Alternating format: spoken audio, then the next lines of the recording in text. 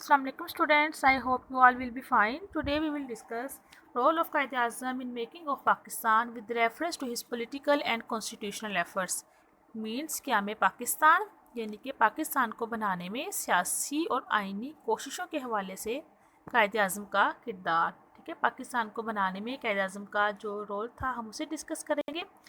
And students, this is the long question number 3 of the exercise, ठीक है। सो अगर आप लोगों ने अपनी बुक्स पे इसको मार्क नहीं किया हुआ तो आप लोग मार्क कर लें, क्योंकि इस क्वेश्चन का कुछ पार्ट हम प्रीवियस लेक्चर में डिस्कस कर चुके हैं। उसमें भी आपको मैं बता चुकी हूँ कि ये एक्सरसाइज का लॉन्ग क्वेश्चन नंबर 3 है। आज हम इसके नेक्स्ट 3 पॉइंट्स को डिस्कस करेंगे। और स्टूडेंट्स, इसके जो हमने प्रीवियस पार्ट को डिस्कस किया है वो हमने हेडिंग्स के साथ डिस्कस किया था।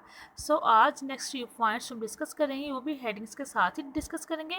सो आप लोग अपनी बुक्स ओपन कर लें और साथ साथ आप लोग भी हेडिंग्स बनाते जाएँ, क्योंकि जैसे जैसे आपकी बुक्स पे ये पॉइंट है वैसे ही उसी सीक्वेंस से मैं इन पॉइंट्स को एक्सप्लेन करूँगी, ठीक है students.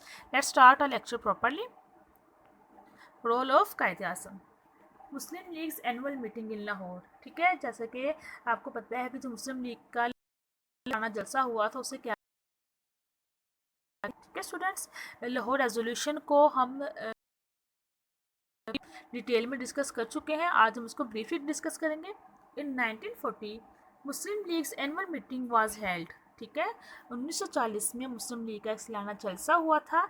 In which Muslims of India pass resolution, ठीक है। उस मीटिंग में क्या हुआ था, इंडिया के मुसलमानों ने यानी कि सब कॉन्टिनेंट के मुसलमानों ने एक करारदाद पेश की थी, एक रेजोल्यूशन पेश की थी।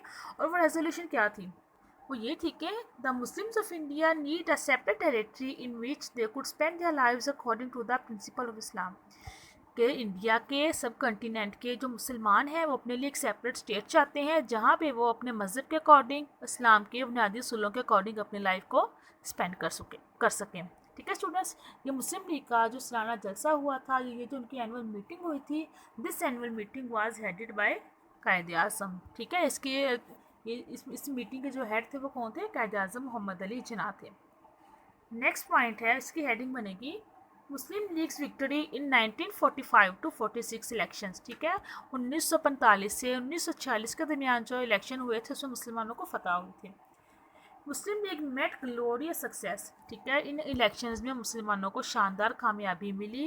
And Muslims made it clear to the British and Hindus that Muslim League is the only representative party of the Muslim, ठीक है। मुसलमानों ने हिंदुओं को और ब्रिटिशर्स को इस बात को उनके सामने इस बात को क्लियर कर दिया कि मुसलमानों की जो पोलिटिकल पार्टी है वो सिर्फ़ और सिर्फ मुस्लिम लीग ही है, इसके अलावा मुसलमानों की कोई भी पोलिटिकल पार्टी नहीं है। And in these elections Muslim League got 100% success in the Federal Assembly. Federal Assembly mean के मरकज़ में, ठीक है, मुसलमानों को 100% कामयाबी मिली। एंड 90% इन प्रोविंशियल असम्बली, और सूबाई असम्बली में उन लोगों को 90% कामयाबी मिली, ठीक है स्टूडेंट्स। एंड जिन मुसलमानों ने ये जो इलेक्शन लड़े थे ये इन्होंने कायद-ए-आज़म के लीडरशिप के अंडर लड़े थे, ठीक है स्टूडेंट्स।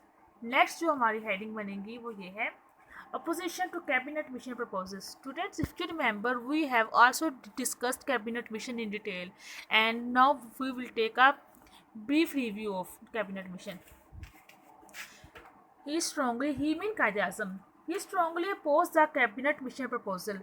Students, cabinet mission में क्या था कि ब्रिटिश गवर्नमेंट ने सब कॉन्टिनेंट की सियासी बेचैनी को देखते हुए इन्होंने 3 मेंबर्स पर मुश्किल उन्होंने एक मिशन भेजा था।